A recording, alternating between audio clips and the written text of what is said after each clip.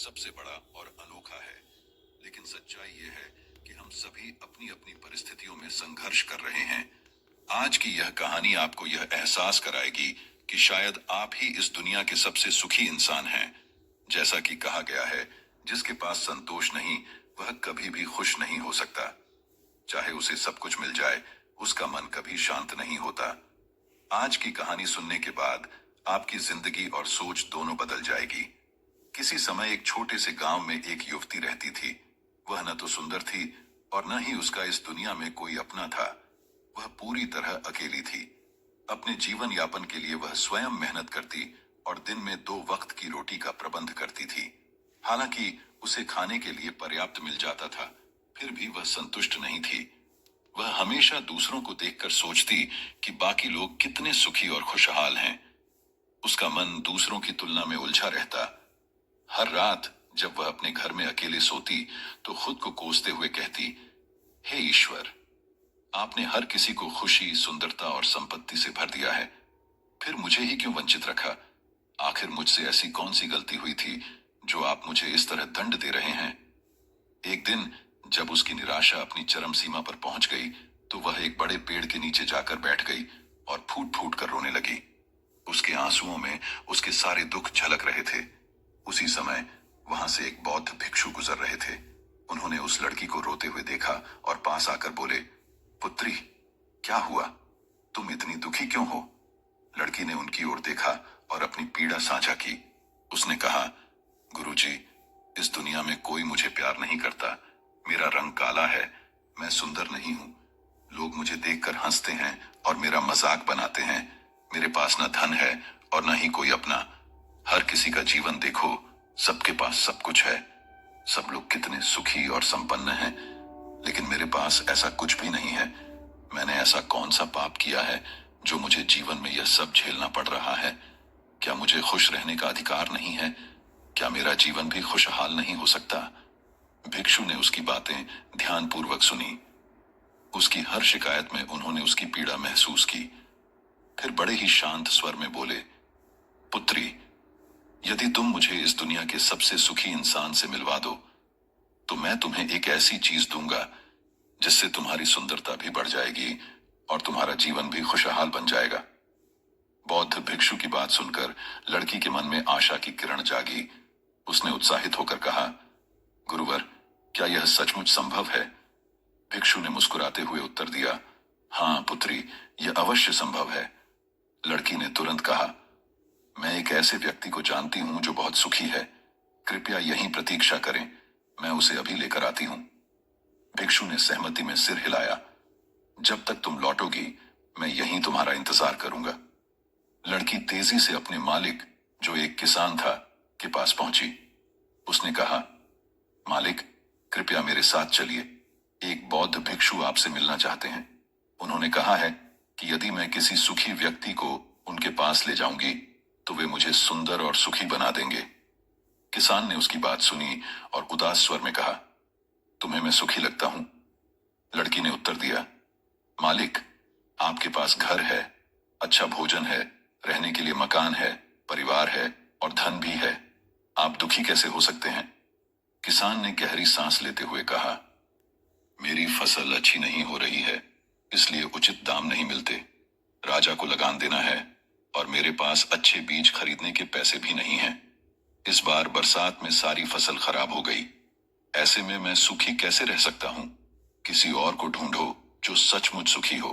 लड़की ने पूछा, मालिक, आपके हिसाब से सबसे सुखी व्यक्ति कौन है जिसे मैं अपने साथ ले जा सकूं?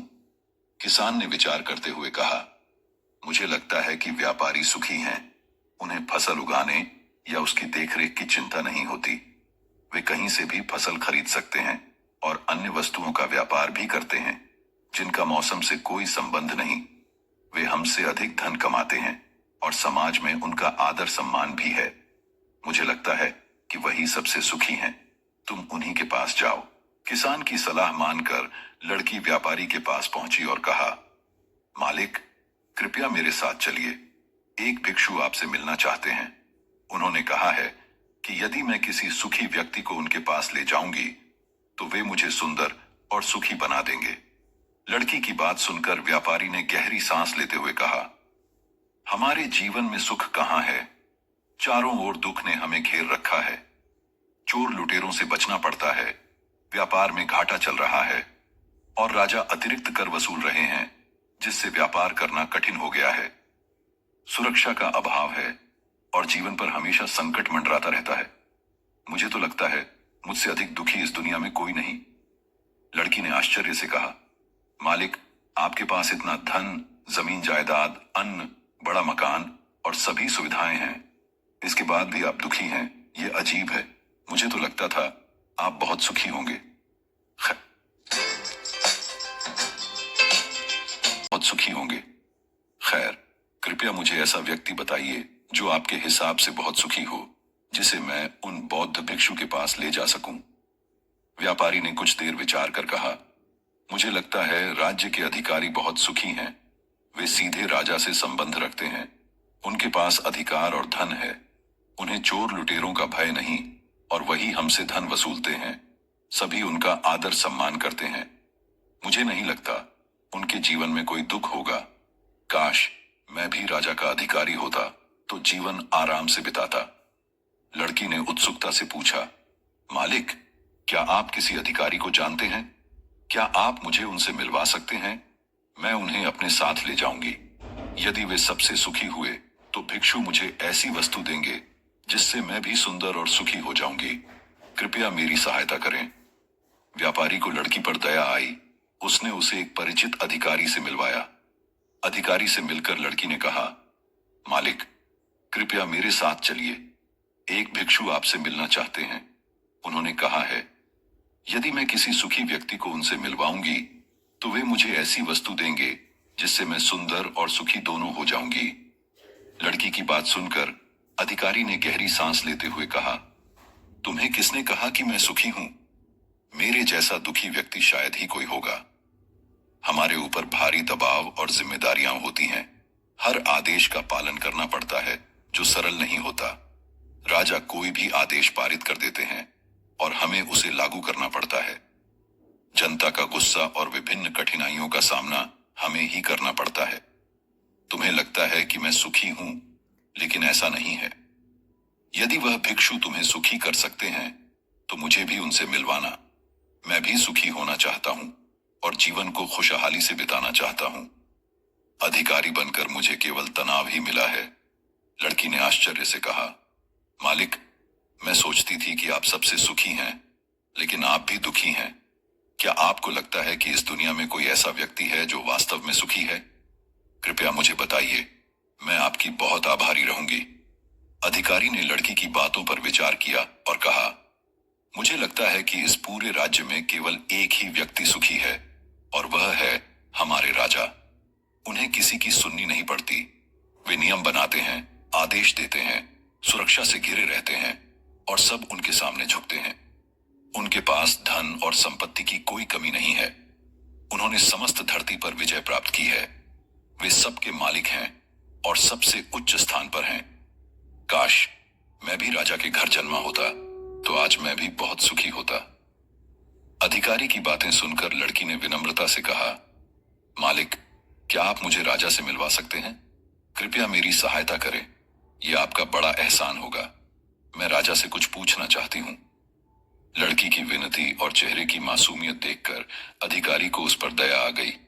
उन्होंने कहा, ठीक है, मैं अभी राज दरबार जा रहा हूं। तुम भी मेरे साथ चलो और वहां राजा से जो पूछना है पूछ लेना। अधिकारी लड़की को राज दरबार ले गया। वहां पहुंचकर अधिकारी की विनती पर राजा ने लड़की की बात सुनने के लिए सहमति दी और उसे दरबार में बुलाया गया।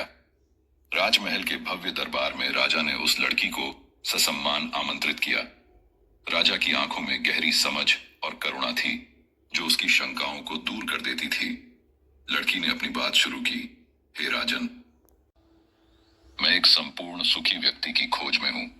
मुझे एक भिक्षु मिले हैं जिन्होंने कहा है कि यदि मैं किसी सुखी व्यक्ति से उन्हें मिलवा दूं तो वे मुझे एक ऐसी वस्तु देंगे जिससे मैं सुंदर और सुखी दोनों हो जाऊंगी। राजा ने उसकी बात ध्यानपूर्वक सुनी और फिर मुस्कुराते हुए कहा, बेटी, तुम मुझसे क्या पूछना चाहती हो? लड़की ने संकोच करते हुए कहा, हे राजन, मुझे लगता है कि आप इस संसार के सबसे सुखी व्यक्ति हैं। क्या आप मेरे साथ उस भिक्षु से मिलने चलेंगे? राजा ने गहरी हंसी के साथ उत्तर दिया, तुम्हें लगता है कि मैं सुखी हूं, लेकिन क्या तुम जानती हो कि मेरे पास नींद नहीं है, आराम नहीं है। मेरे अंगरक्षक हमेशा मेरे साथ रहते हैं और मैं अकेले कहीं नहीं जा सकता। हर आहट पर मेरी नींद टूट जाती है और डर हमेशा मेरे साथ रहता है। मेरे दुश्मन मेरे घर में ही हैं, जिनका मुझे पता नहीं। मुझे हर किसी पर शक करना पड़ता है।